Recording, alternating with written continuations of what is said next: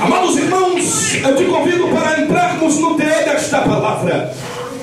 O tema que o Senhor me deu, um tema bem conhecido. Eu quero pregar nesta noite, debaixo da graça, da unção do Divino Deus. Aleluia. Quero pregar subordinado ao tema, o Deus do impossível. Deus, é bem verdade que é um tema muito conhecido. É bem verdade que nós, como cristãos, veneramos e dizemos os atributos de Deus. É bem verdade que sabemos e apregoamos que Ele é o Deus do impossível. Glória a Deus. Sabemos que Ele é o Deus trino, é o Deus uno. Ele é o dono do céu, é o dono da terra, e que todo o poder está sobre as tuas mãos. E apregoamos isso e dizemos também certas coisas. Falamos que Ele cura, que Ele liberta, que Ele sara. Falamos que Ele faz proeza. Falamos que Ele é um Deus fecundo. Falamos coisas lindas e sublimes. Mas o que me envolve aqui nesta noite é quando nós olhamos à luz da Bíblia a um cristão que é advogado a este Deus, que busca a essência desta terra, e que às vezes pronunciamos tal coisa a ponto de dizermos que Ele é, mas no meio da luta esquecemos a reverência que Ele é tudo isso e muito mais. Existe um certo louvor de uma cantora, até mesmo do Espírito Santo. Admiro pelas letras que o Eterno dá a ela. Ela tem uma letra que diz bem assim: você diz que é um só Deus e que só Ele deve adorar diante do Deus vivo. Mas quando vê a fornalha, aí nós se abalamos. Nós dizemos que Ele é eterno, nós dizemos que Ele é grande, mas quando nós chegamos diante da fornalha, trememos na base. É bem verdade que agora eu olho a história e a vida de um homem chamado Zacarias. Zacarias era um homem sacerdote de Deus. Zacarias era aquele que recebia a palavra no vernáculo divino. Ele estava dentro do santuário de Deus, e quando lá fora esperava o povo do Senhor para ouvir a palavra que o sacerdote recebia da parte de Deus. Zacarias, vamos bem dizer que ele era um homem que tinha intimidade com Deus trino, com Deus uno, com Deus verdadeiro. Mas o que me envolve na vida de Zacarias é que no momento da adversidade, e eu trago nesta noite para a nossa vida, porque muitas das vezes dizemos que Ele é eterno, porque muitas das vezes dizemos que Ele faz proeza, mas quando chega a luta, a adversidade, nós trememos na base. Eu tenho uma palavra para dizer para você nesta noite. Depois que eu ouvi esta palavra, eu deixei de temer o homem. Depois que eu ouvi esta palavra, eu deixei de temer Lucifer, porque eu descobri que o Deus eterno e vivo é o Deus do impossível, sobre a nossa vida. A Bíblia diz, a Bíblia é clara dizer que quando Zacarias entra diante do tabernáculo a falar-se com Deus, estava uma multidão lá fora esperando para que ele ouvisse o que Deus traria a Zacarias. Zacarias entrou e dobrou o seu joelho, e quando ele esperava que Deus lhe revelaria algo para levar ao povo, Deus falou diferente. Apresenta o anjo de Deus, e quando lhe apresenta Zacarias, esse anjo chama Gabriel. Gabriel, dentro do hebraico, quer dizer mensageiro de Deus, e a mensagem vem fecunda a ponto de dizer a Zacarias: Zacarias, tu conceberás um filho, e este filho será nazireu de Deus, e sobre a cabeça não passará navalha, porque este é escolhido, e ele irá diante da nação, livrando, consertando o caminho, porque Deus está falando a ti. Zacarias começa a se intimidar e dizer: portanto, Gabriel, não tem como, a minha mulher está avançada de idade, eu já estou totalmente debilitado a ponto da idade.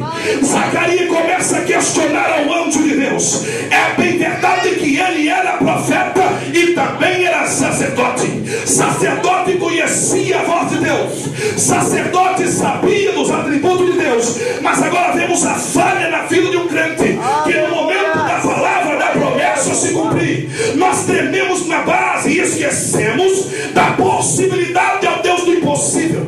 É bem verdade que este vocábulo impossível está introduzido à luz da Bíblia, de Gênesis Apocalipse 11, vezes, dizendo que Deus é o Deus do impossível, que Deus opera o impossível. A Bíblia diz, aos Hebreus capítulo 6, e no versículo de número 11 ou 18, ele vai dizer desta forma: impossível é que Deus minta. É aos Hebreus capítulo de número 10, no versículo 4, ou 4:10, ele vai dizer desta forma: impossível é que o sangue de bode, que o sangue de touro purifica pecado. Mas para você que está aqui nesta noite, possível foi há 2000 anos atrás, no Calvário, vertido o sangue do manso Nazareno, que está sobre a tua vida hoje nesta noite.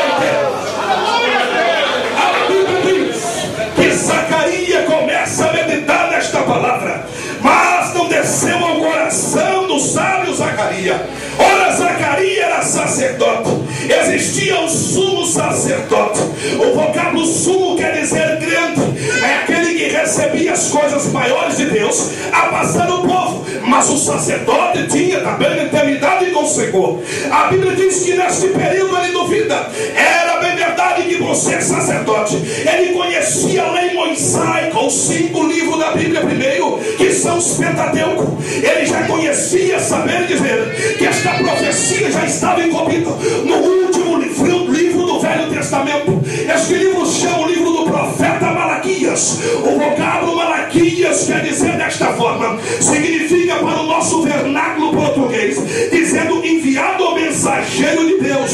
Não se sabe se esse nome foi dado pela sua mãe, ou não se sabe se foi pela impetuosidade que Malaquias entrou profetizando dentro de Israel. Malaquias profetiza contra o pecado, Malaquias profetiza contra os casamentos pagãos. Ora, o homem estava casando com mulheres mais nova, casava hoje, amanhã desfazia o seu casamento. Hoje não está diferente. Tem pastores, sim, tem homens de Deus também, casam várias vezes. Mas a Bíblia diz, lá no livro do profeta, ou seja, do evangelista Mateus, no capítulo de número 24 e no versículo de número 12, decorrendo-se a iniquidade, é bem verdade, com a morte muitos se esfriarão. Versículo de número 13, mas todo aquele que perseverar até o fim, este será salvo. Como é que está essa situação? Como que está a minha situação?